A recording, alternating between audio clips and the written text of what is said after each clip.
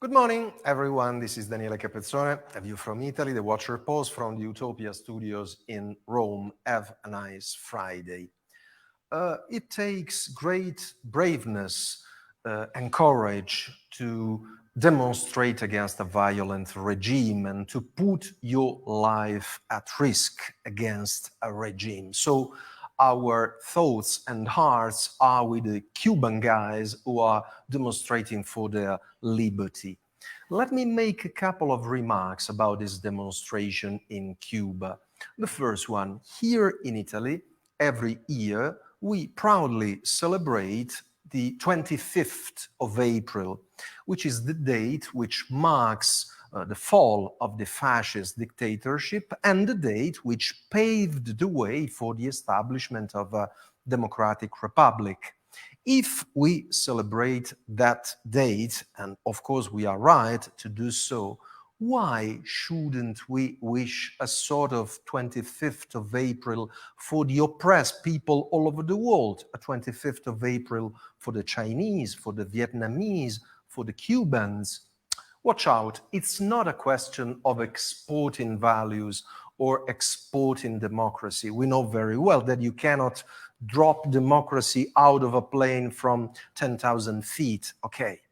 But it is a question of removing obstacles which prevent people from choosing what has always been chosen by men and women when they have been free to do so. That's the key point, unless, but this would be a bit racist, unless we think that only we in the West deserve freedom and democracy and other people all over the world must be deprived of this opportunity to enjoy freedom, democracy, political and personal liberty.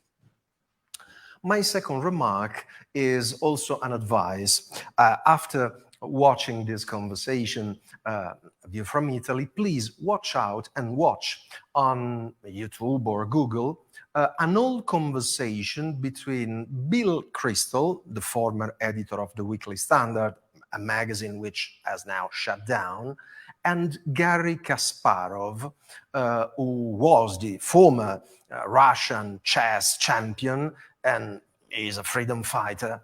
And Kasparov explains to Kristol a couple of things. The first one is a personal story, which is represented by the story of the first match, the final game of a world chess championship between himself, Kasparov as a young player, and the Soviet and world champion Anatoly Karpov. And Karpov was perceived as a loyal Soviet soldier. It was 1984. He had defeated several Western players, and according to the regime in Moscow, he was the living proof of the superiority of the Russian intellect against the corrupt Western mind and souls. While Kasparov, the young challenger, was perceived as a dangerous libertarian guy. The match was a sort of thrilling. At first, Kasparov was losing badly. Then there was a draw and the game was suspended. And Kasparov explained, we were both exhausted, but there were two different kinds of exhaustion. Karpov was exhausted as the champion who was losing his crown. I was exhausted, but I was the young guy who was reaching the crown. But then there is the political memory, which lets us think of Cuba and of any other dictatorship. When Kasparov explains what happened after the match, he came out as a freedom fighter. He explained that also Eastern European people should enjoy liberty. He explained that the Berlin Wall was to fall, and so on. Of course, this created a lot of debate against Kasparov in his country. And Kasparov, in this conversation with Kristol, explains the mindset, the mentality of every kind of regime. The communist leaders, when faced with a communist failure, never admit this kind of failure. They use two arguments. The first one, they say, this wasn't real communism. There is also a true communism which should be, according to them, safe from potential failures. And their second argument, of course, false argument, is communism was a good idea, but unfortunately there was a bad implementation. No.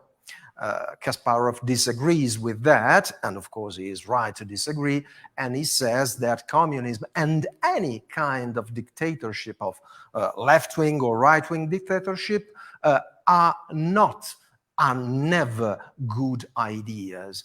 The idea of having a Politburo which decides over people's life, the idea of a public ownership of the means of production are not good ideas in themselves. This is what we have to commit to memory and have in mind also when we are talking about Cuba, La Habana, and the revolts of the brave Cuban people. Thank you once again, and see you next Friday here in A View from Italy.